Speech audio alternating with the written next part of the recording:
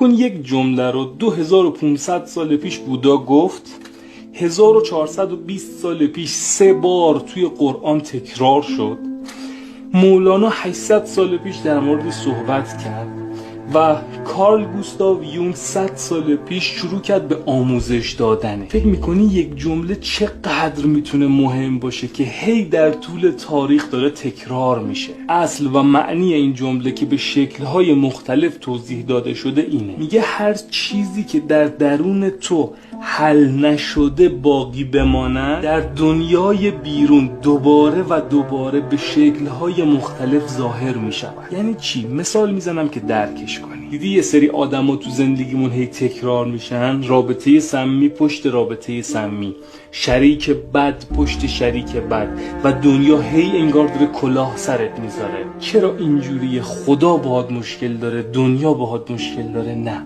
تو دوران کودکیت یا طرد شدی یا تحقیر شدی و یا نادیده گرفته شدی و یا مشکلات دیگه و این تو وجود تو حل نشده. ذهن ناخودآگاه میاد همون الگوی قبلی رو با شرایط جدید بازسازی میکنه تا بلکه این بار شفا پیدا کنه. ببین این از اون جمله هاست که باید پشتش چادر بزنی و شبانه روز بهش فکر کنی.